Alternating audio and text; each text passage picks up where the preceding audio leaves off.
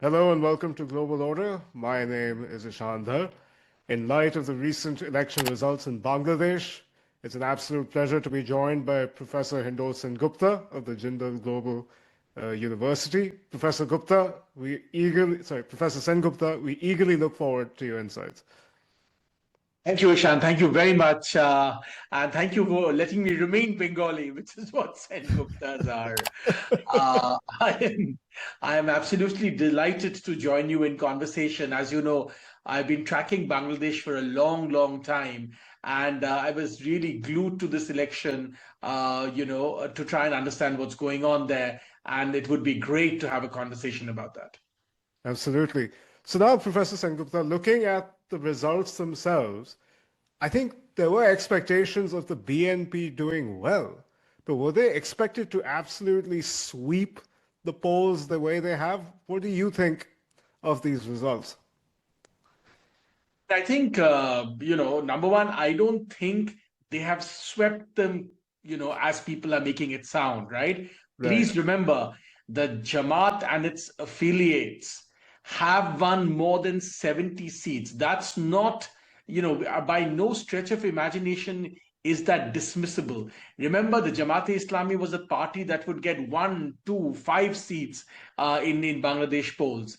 This Right. is actually one of Jamaat's biggest achievements, and they've really turned the table on what they used to be and what they are. Please remember, this was a party whose leaders were being hung for participation in genocide, in mass rape, slaughter, murder of men and women during the independence movement of Bangladesh in 1971. And this was only a few years ago that Sheikh Hasina was, conducting these trials and And war you know, criminals were being punished, yeah. and the courts were sending these people to the gallows. Now, from that point to becoming the primary opposition party in Bangladesh, as they have become now, is a huge switchover. And I think this changes Bangladesh forever, Ishan. Nothing will remain the same after this. Correct. And when you look at the results themselves, this overwhelming narrative that we had dating back to 2024, that this political change was brought about by a Gen Z led uh, uprising of sorts, do these results debunk some of that in some ways? Of course, we in India were always skeptical of such narratives, but what do you think? Absolutely. You tell me, Ishan, when you look at these results, the BNP with more than 200 seats, the Jamaat with more than 70, I would like to ask, where is this great student movement today? Exactly. Where is this, the so-called party that was started by the quote-unquote students? Where is it today? The fact is nowhere. In fact, the only thing from day one, people like me said, all of this is happening to legitimize the Jamaat in Bangladesh. And this is exactly what has happened. The Jamaat has been legitimized in Bangladesh. The Jamaat was always the power, the street power behind these so-called student protests. It is their cadre, their organizational skills that organized these protests. They wanted Hasina out. They hate Hasina. They wanted to ensure that they get legitimacy. In fact, please remember, before the elections, the Jamaat said that as long as the elections are free and fair, they will accept all results. They knew very well that they're probably not going to win these elections. And yet, what they really wanted was long term. This solidifies them and propels them to a position of an absolutely accepted force. For a long time, they were shunned in Bangladeshi mainstream Right. politics. This makes them, an absolutely mainstream force. And remember, mainstream to what extent? The party in power is going to be the BNP. The BNP has already, once in the past, formed an administration in association, in alliance with Jamaat. And who was really the power behind the throne at that time? It was Tariq Rahman. So this is all of these quarters, all of these people know one another and are very comfortable with one another. Ironically, today Bangladesh has a main party in power, which is going to be in power, and a main opposition, which actually in many ways, they are very comfortable with one another. So I don't know how potent this opposition will be. In fact, as far as the Jamaat is concerned, this was only to give them political legitimacy, social legitimacy, and indeed legitimacy as a mainstream political party. That's exactly what has happened. This is exactly what they wanted. This was always what they wanted, and now they've achieved it. And if, as you suggest, this really is, I suppose, a period of incubation of sorts for the Jamaat, I guess, solidifying itself within the polity, what challenges do you think Tariq Rahman will face from hereafter? Tariq Rahman's big challenge at the moment is the following. His mother, who was iconic in every sense, is no longer there. Bangladesh has moved on from the two Begum, Of course, the I two, believe he's the first male prime minister since, more than I three think, decades, I believe. exactly, yeah. So the two Begum theory, I mean, they used to keep talking about the -2 formula in Bangladeshi politics, right? Right. Well, here we are. Here is the -2 situation. Sheikh Hasina is in exile. Khalida Zia is no longer in the scene. She's passed away. Bangladeshi politics has taken a turn towards the future. Sheikh Hasina, by the way, we will come to Sheikh Hasina, still a very Of potent course. force. Please Right. remember, in last count, the Awami League, which was barred and has been barred in Bangladeshi politics, still has up to 40% of the votes. So what happens to the Awami League votes? We don't know. We will come to that. But the question is, the -2 situation is here upon us. And we will see now, what Tariq Rahman really delivers. He will find it very difficult because very soon he'll realize that while he has some street power as BNP, the Jamaat is able to match him cadre to cadre on the street. So tomorrow, if there is a fallout, the Jamaat will be able to match with the power, the political power that they have now acquired as the principal opposition. They will quickly expand their street power and they will be able to match the BNP cadre to cadre. Please remember, I always say the future, and indeed in the past, as we have seen, the most potent political parties are those that emerge out of an ideology. And Right. Jamaat's ideology is very, very strong. In fact, I don't think the BNP ideology, apart from wanting power, has anything in comparison to what the Jamaat ideology is. And within this turn, do you see, I mean, you have talked about Sheikh Hasina possibly making a comeback, but are there any opportunities for the Awami League within the immediate future, within this turn? Is there any silver lining? Army League remains, see, as long as Sheikh Hasina is there, as long as she's alive and kicking, her son is there, Joy, as they call him, these are very potent players in the Bangladeshi scene. I do not believe that Sheikh Hasina is going to disappear and her family and her son are going to disappear or the Awami League vote is going to disappear. They are going to wait and watch until a major conflict happens in Bangladesh. And that conflict may yet come. Remember, the Bangladeshi economy is doing really badly. Bangladesh has a real problem in every dimension as far as economics is concerned, from electricity to per capita income to rising poverty to inflation. There is no problem, tottering exports, uncertain future for the textile industry, their main industry. All of this is true in Bangladesh. So what Tariq Rahman, has been given or will be given when he becomes prime minister is really, in a sense, a ticking time bomb of the economy. So how that will pan out, we don't know. And if tomorrow there is a major clash between Tariq Rahman and the Jamaat, that's when I feel Sheikh Hasina will really show what she's capable of. We will see how this pans out. But I have no doubt that, number one, Sheikh Hasina is not going anywhere as long as she's alive. The Awami League vote is not going anywhere as long as Sheikh Hasina is alive.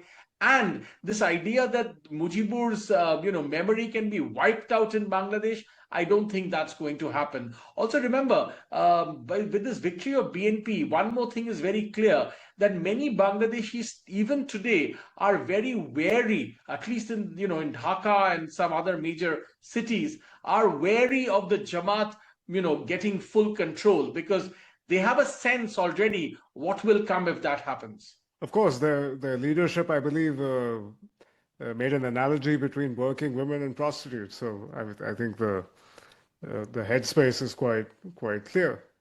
Looking at the Jamaat and its affiliates specifically, what behavior do you expect from them as opposition?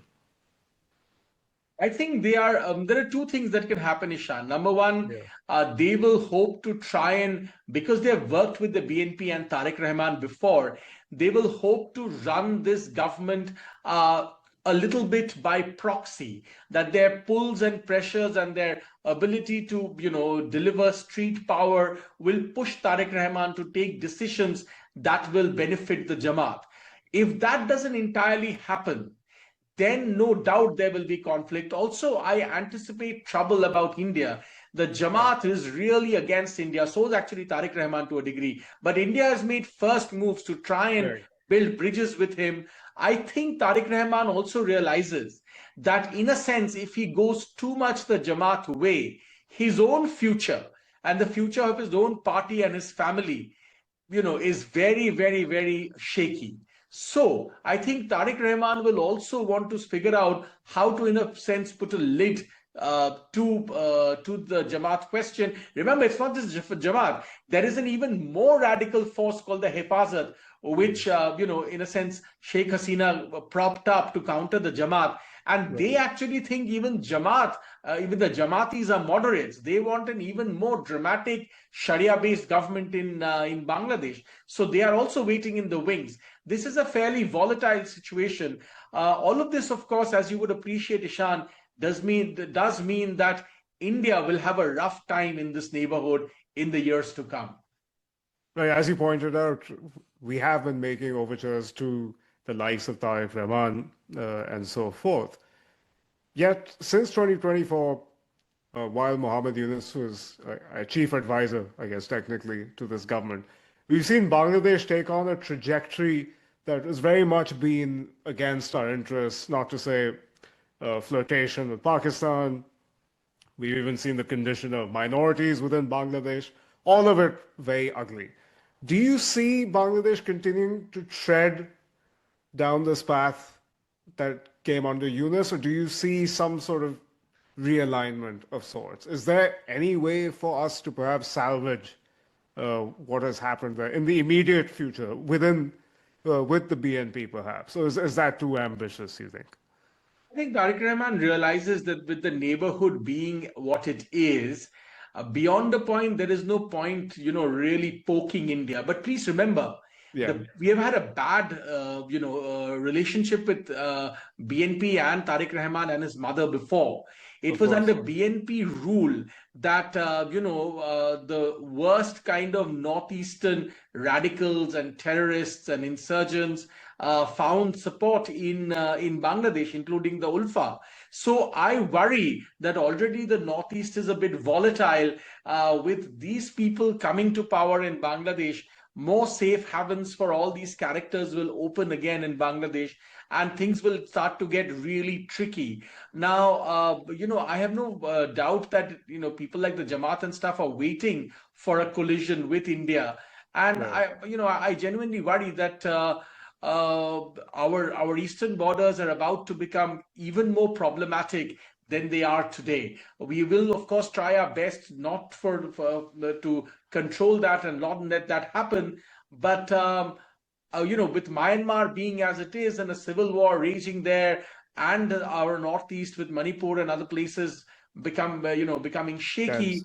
Yeah, I have a feeling that the BNP coming to Bangladesh is not a good idea for India. Also, remember, I want to point out for all those people who track this and all those people who have heard the question about the chicken's neck, that of little course. The corridor that Siliguri connects corridor, yes. the Siliguri corridor that connects India with northeastern India. Well, remember, look at what I would urge you to look at all the constituencies neighboring that entire region, what has happened in those constituencies, and you will notice, much to perhaps your worry and much that you may not like it, that in many of these areas the Jamaat have come into control. In fact, they have flipped many seats, as they say, in terms of in terms of many of these constituencies.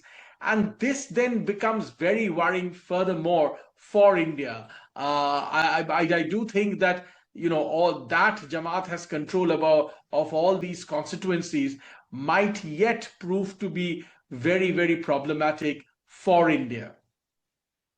I'm glad you brought up the Northeast and the chicken's neck and so forth, and the fact that that all of these elements did find safe haven in Bangladesh prior to Sheikh Hasina's last government. And there seem to be other ominous signs as well. Apparently, there is a lobbyist by the name of Grace Collins, who I believe is Korean American by heritage, suddenly lobbying for Naga insurgents in DC once again, and so forth. Which brings me to my other point. The kind of Western pressure that we saw during Sheikh Hasina's time on Bangladesh for certain kinds of purportedly, I should say, for certain kinds of access and so forth. Do you see that continuing with this new government? I'm sad to say that Sheikh Hasina's policies, whatever else Sheikh Hasina did in her own country, she Yeah, was certainly friendly to India and she managed to control a lot of these things. As I was talking about, these constituencies on the chicken's neck and in all these critical areas, none of these areas now are held by strategically critical areas are now any more held by a Delhi friendly government. right. This, by any stretch of imagination, should be very worrying for India.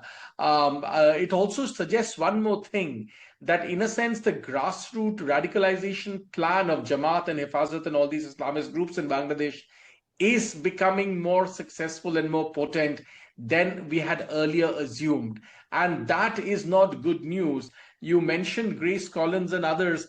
They are all there to, and I believe Roughly becoming active at the same time, this which, is very troubling, because this only yeah. means that fires are being lit, or there are plans to light more fires in northeastern India.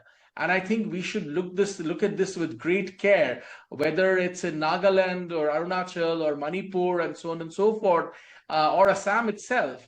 There is definitely cause to worry that fires will be ignited in these domains.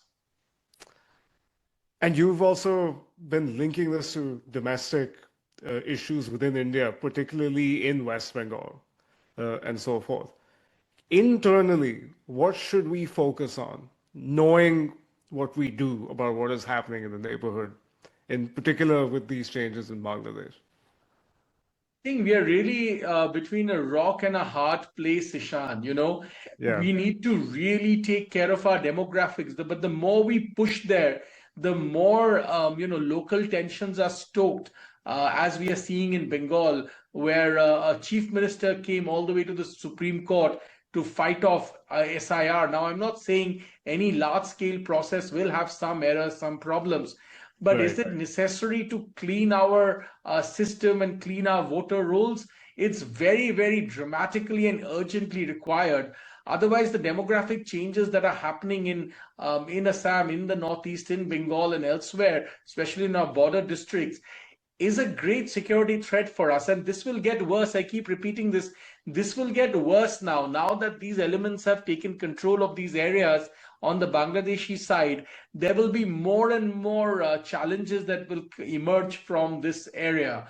Remember, this administration undoubtedly will be also, like Yunus was, will be more friendly. Maybe not as friendly as Yunus was, but certainly will be more friendly than Hasina was with Pakistan. And let's talk about China. Exactly. I was China is wondering where deeply their footprint. integrated into this.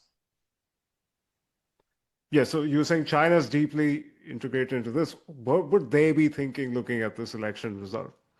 I would be thinking that, it's if I was Chinese and if I was a Chinese strategist today, I would be looking at this election results and thinking to myself that, well, at least for the time being, this entire thing that the Western powers are pushing to get Jamaat in power has been staved off. So that just means that the Bay of Bengal is, up until now, again, for the next few years, in play, which means that they will try to do everything possible to deeper infiltrate the incumbent or incoming, not incumbent, but incoming government in Bangladesh, led by the BNP, and indeed deeper infiltrate Jamaat to try and see if something can be done there to control and put China's interests first in the actions of this government led by Tariq Rahman.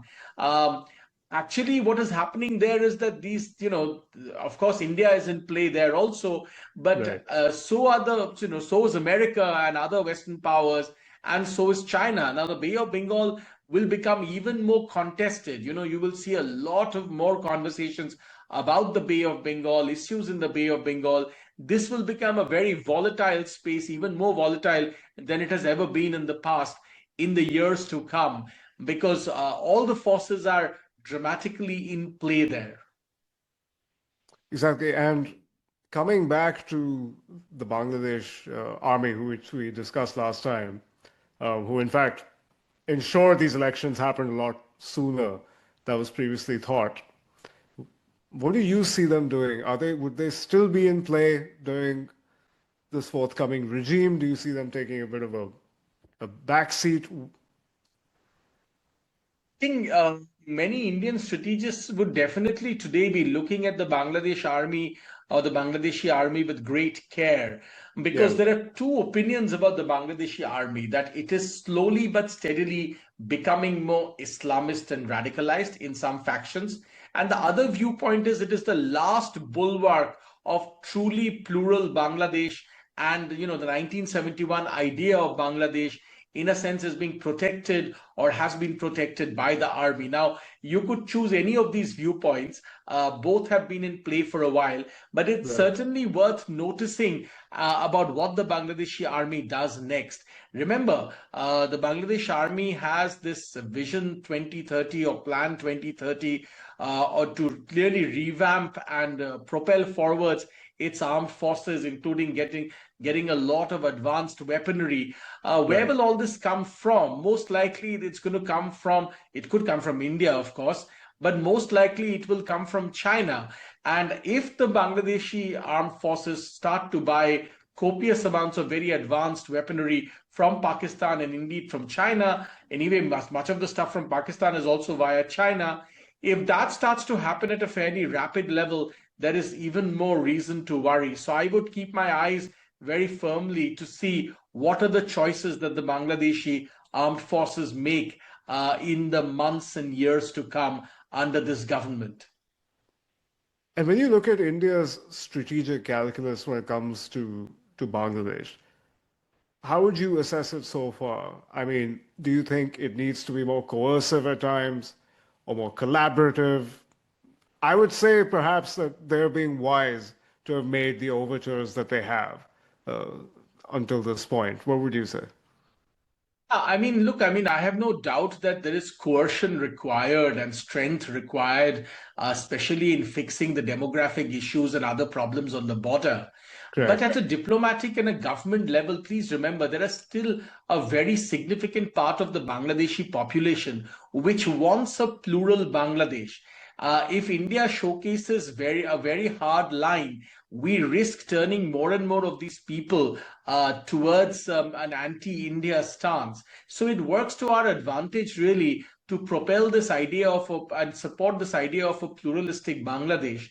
Now, no matter what happens on the ground, you see what happened when that guy was murdered in Bangladesh, Correct. Osman Hadi. Immediately they pointed fingers at India.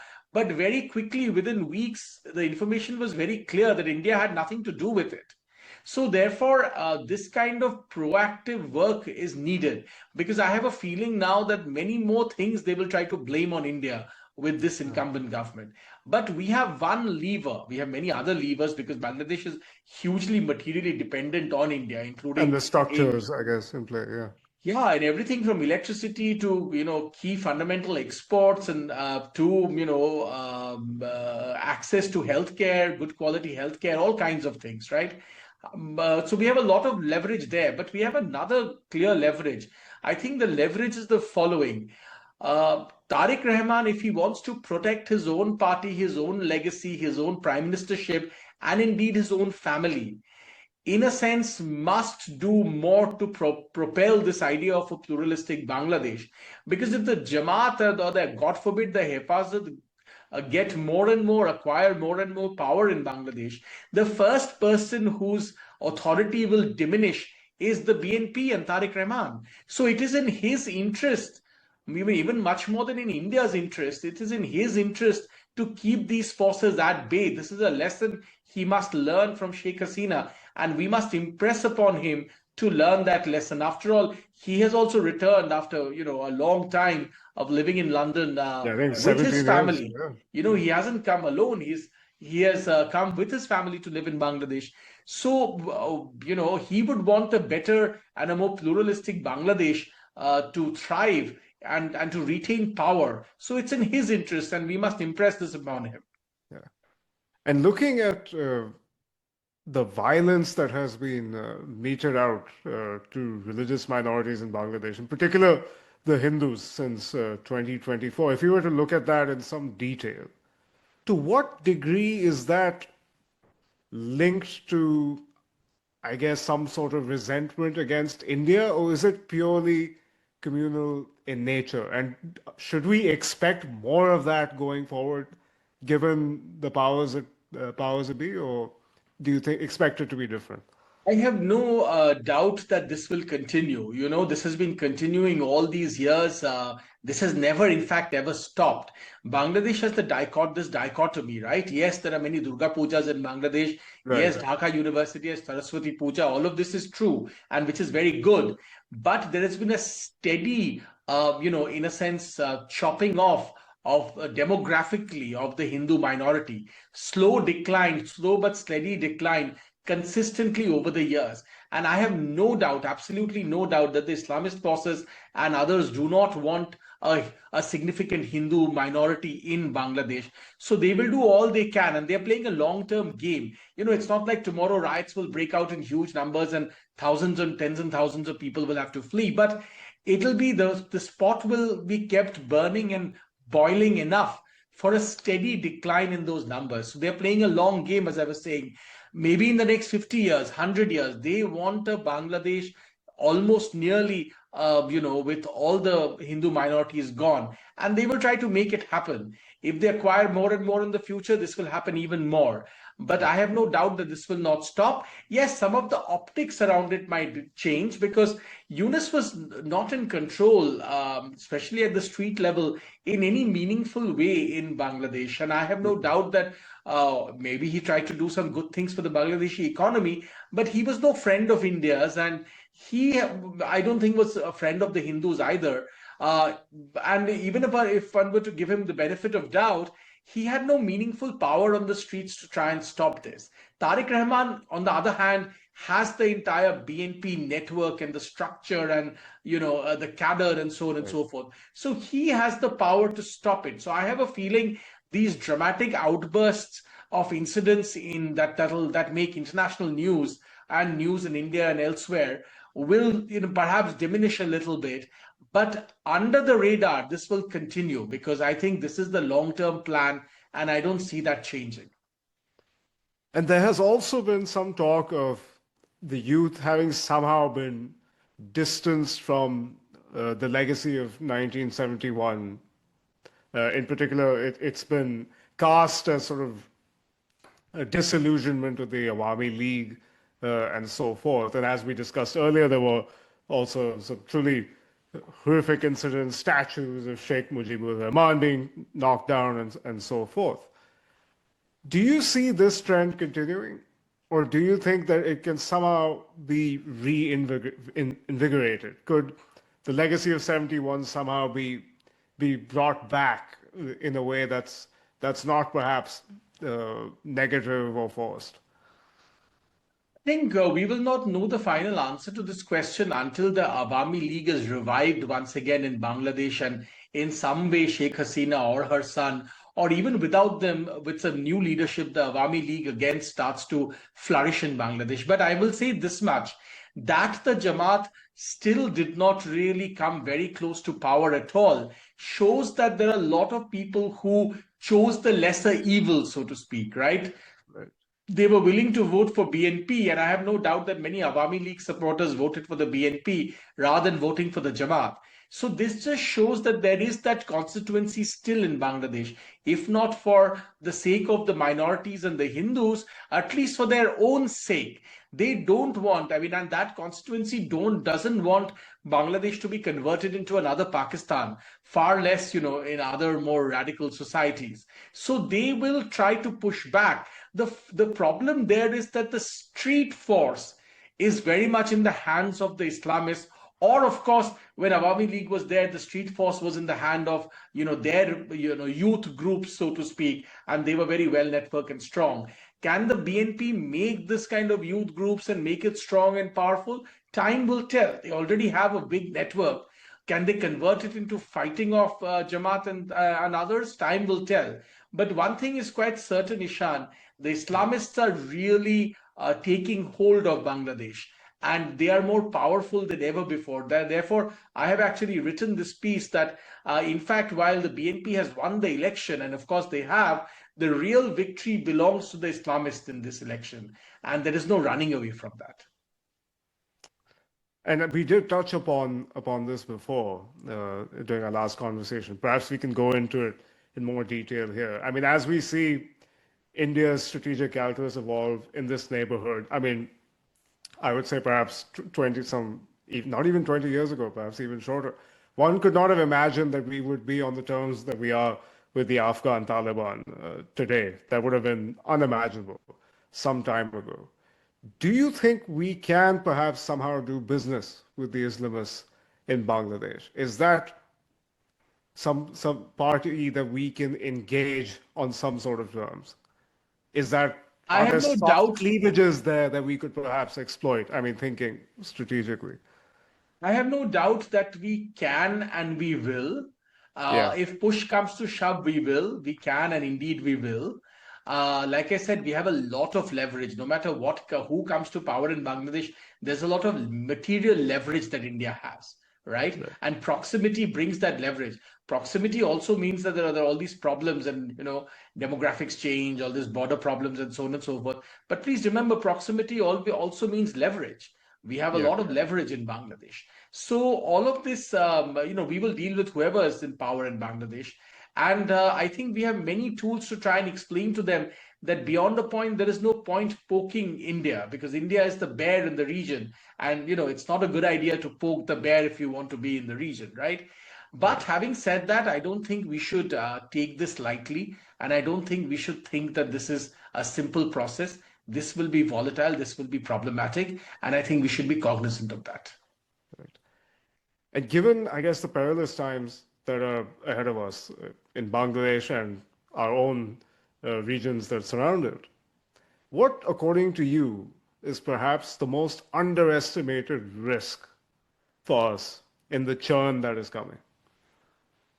I think the most underestimated risk that no one seems to talk about is the environment, right? Bangladesh, as you know, is a highly riverine country.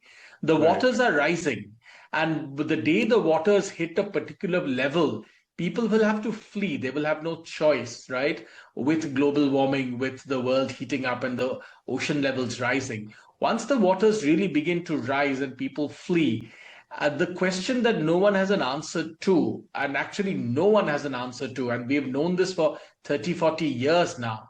right, If a few million people start to move towards the border in India, and I keep saying this wherever I go, but people don't seem to understand that this is coming. Um, India will have no choice. What will India do? I mean, India has no choice but to, in some senses, accommodate them. And this is very, very bad news then for India. So therefore, we have to make contingency plans for this eventuality. This is an eventuality that will come true most likely in your lifetime and mine. So therefore, I think strategically we need to think what's going to happen if something like this happens in Bangladesh. And we need to be really prepared. for this eventuality. Now, there are many scenarios that I'm sure strategists are thinking about. I have no doubt that pure force is not one scenario. It's not possible to do, to use pure force in a scenario like this. But there Yeah. could be many other scenarios, and we will have to genuinely look at this very, very carefully. The other country which faces the same question, of course, is Myanmar, because where will this population go? It could Yeah, go that is the towards other India, or it place. could Yeah. go towards Myanmar. But remember, many of those people would prefer to come towards India because it makes more sense for them. They Of course. understand the culture, they understand the people, and so on and so forth. And they're There's not a common walking right into civil war. Exactly, and there is also a common language, in Uh, Bengali and so on and so forth, right? So this I would say is the sort of black swan. It's not even a black swan. We all know that this is coming. it's coming. This Yeah. is but this is the in any scenario planning, this is the scenario that I think is least mapped, and I think we really should take this scenario into account. On that ominous note, Professor Sengupta, thank you Thank you. very much for your time and your insights. Thank you very much, Ashan. Thank you so much.